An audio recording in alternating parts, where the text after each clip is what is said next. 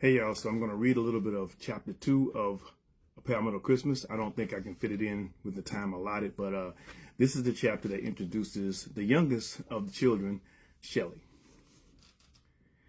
U.S. Army Captain Shelly Jacobs inspected her makeup and black midi dress one last time before grabbing her purse.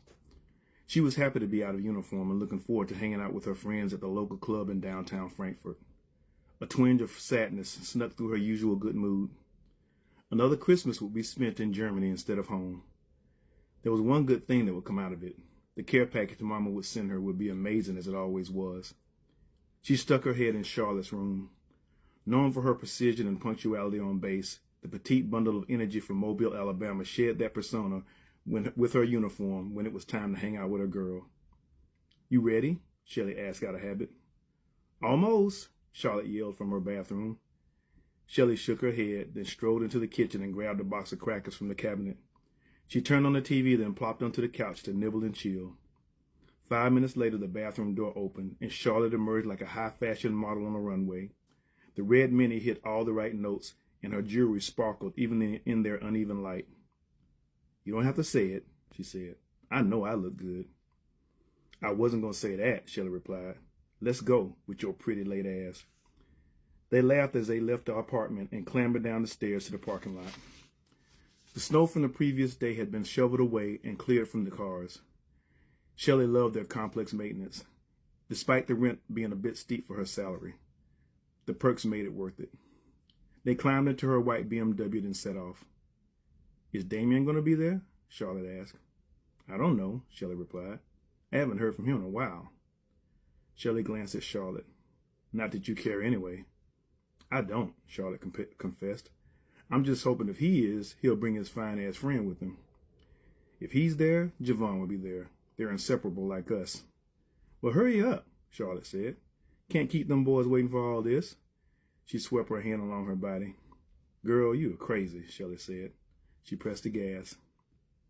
The Indigo Blue was a jazz spot frequented by American military and local Germans. Shelly wasn't a big jazz fan, but it was a nice chill spot with good drinks and a great vibe. It was also an excellent place to meet grown men.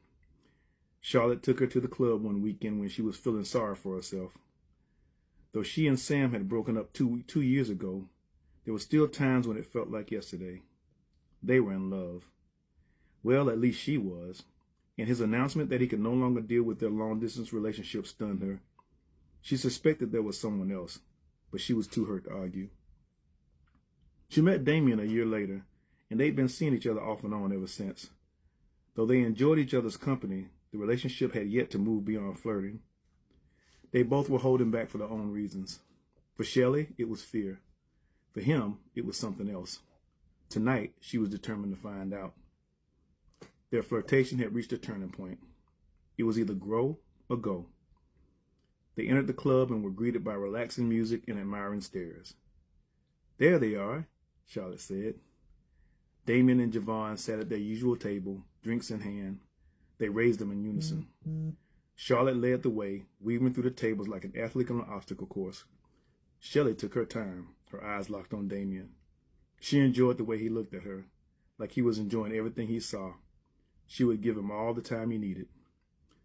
Both men stood, then pulled the two empty chairs at the table away for them to sit.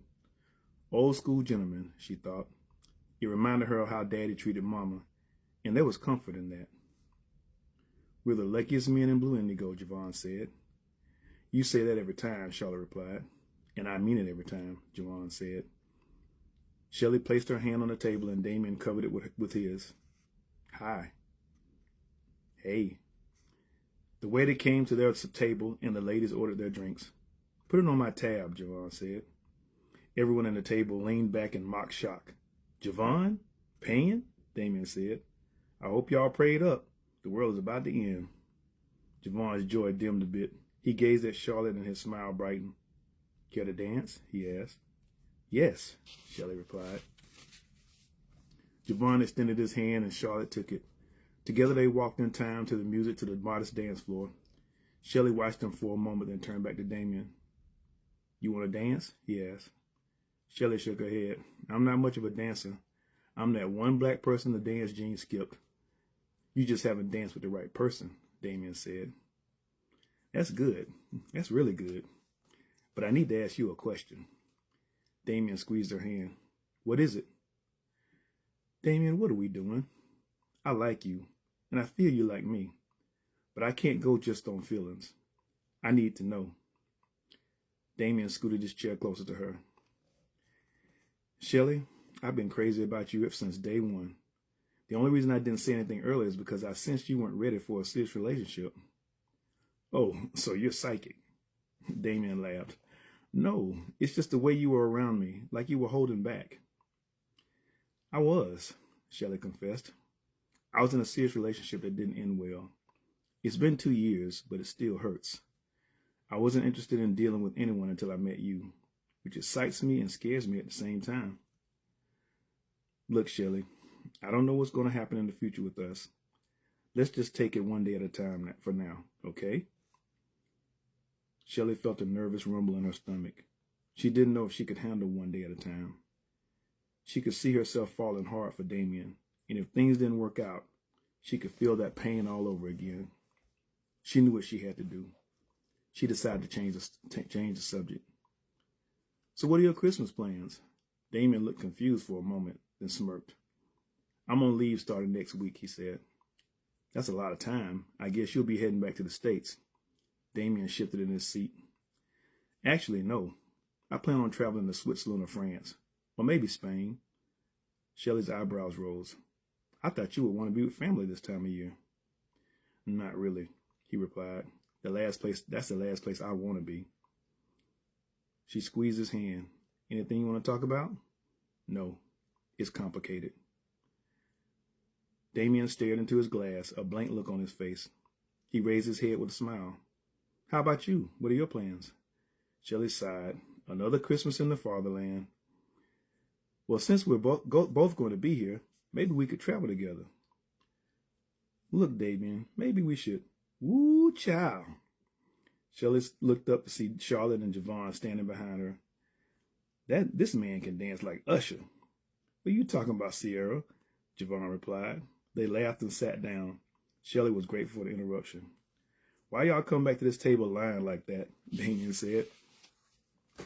Javon laughed. Excuse me, hater. Have you seen my friend Damien? Javon ordered another round of drinks. He downed his quickly and cleared his throat. I have something to tell y'all, he said. Yesterday I learned I'm being promoted to vice president of operations for my company. Congratulations, Charlotte said. She raised her glass and the others did the same. So when do you start? Damien asked. Javon looked nervous. Beginning of the year, after I moved back to the States. Charlotte's face dropped. Damien looked shocked, and Shelly was suddenly sad for her girlfriend. Move back to the States, Charlotte said. Javon's face turned serious. Yeah, I was in Germany to oversee European operations. My new job puts me in charge of the globe. You can do that from anywhere, can't you? Charlotte asked. Shelly heard the desperation in Charlotte's voice. This was about to get embarrassing. I could, but the powers that be won't let me. At least not right now. So I'm relocating to Atlanta. Charlotte stood. Javon, can I talk to you in private? Yeah. Javon stood and they walked away. Damien and Shelly sat in silence, sipping their drinks. Shelly avoided Damien's questioning gaze. She couldn't believe she was breaking up with him before they even started dating. The thought made her giggle. She looked up and Damien was looking at her with hope. She was about to say something when Javon and Charlotte returned. We're leaving, Charlotte said. Wait, what? Shelly replied. We're leaving, Charlotte repeated. We only have a month, so there's no time to waste. Don't wait up, Shelly. I'll be just fine. Javon shrugged with a silly look on his face. See y'all whenever, bruh, he said. Javon extended his arm. Charlotte took it and they hurried off. Damien finished his drink. Well, that was something. It sure was, Shelly said. She stood up, then put on her coat. I better be going. Please don't, Damien said. I was hoping we could talk a little bit. Figure things out, maybe? I don't think I'm ready, Damien, Shelly forced herself to say. So you won't see me anymore? Shelly was quiet. She knew she was hurting him, but she also felt that falling in love with him might hurt her more. I don't know, she said. She turned and hurried away before he could say another word. And that's it. Y'all take care.